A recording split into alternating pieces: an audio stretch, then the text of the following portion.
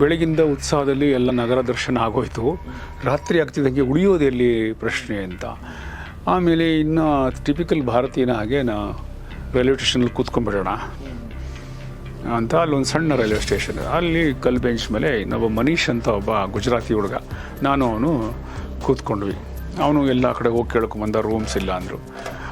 ನಮ್ಮ ಟೆನ್ಷನ್ನಲ್ಲಿ ನಾವೆಲ್ಲ ಇದ್ದರೆ ಅವನು ಯಾರೋ ಪಾಕಿಸ್ತಾನಿ ಮುಸ್ಲಿಮ್ ಒಬ್ಬ ಬಂದು ನನ್ನ ಕಣ್ಣುಗಳನ್ನೇ ನೋಡಿ, ನಾನು ನೋಡ್ತಾ ಇದ್ದರೆ ನೀವು ಕನ್ವರ್ಟ್ ಆಗಿಬಿಡ್ತೀರಾ ಇಸ್ಲಾಮ್ಗೆ. ಅದರ ಅತಿರೇಕದಲ್ಲಿ ಅವನು ಒಬ್ಬೊಬ್ಬರಿಗೆ ಪಂಚ್ ಮಾಡಿದ, ತಳ್ದ, ಒಂದು ನೈಫ್ ತಗೊಂಡು ಸ್ಟ್ಯಾಬ್ ಮಾಡಿಬಿಟ್ರು. ಜೋರಾಗಿ ಕಿರಿಚ್ಕೊಂಡ. ಅಲ್ಲಿಂದ ಪೊಲೀಸು ಎಲ್ಲಿಂದನೂ ಬಂದ್ರಪ್ಪ. Then police started asking us, can you be the witness for this, come to the station, come to the court ಅಂತ.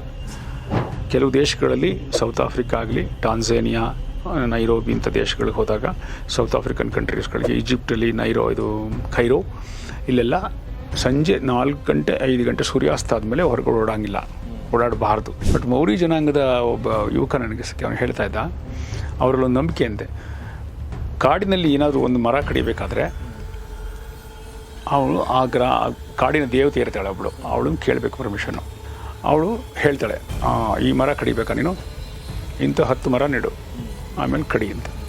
10 ಹೇಳ್ಬೋದು ಅವಳು, 50 ಹೇಳ್ಬೋದು. ಅಷ್ಟು ಮರಗಳನ್ನು ನಾವು ಪ್ಲ್ಯಾಂಟ್ ಮಾಡಿ ಆಮೇಲೆ ಕಡಿಬೇಕು. ಇಡೀ ಭೂತಾನ್ನಲ್ಲಿ ಒಂದು ದೊಡ್ಡ ಹಾಸ್ಪಿಟ್ಲಿಲ್ಲ.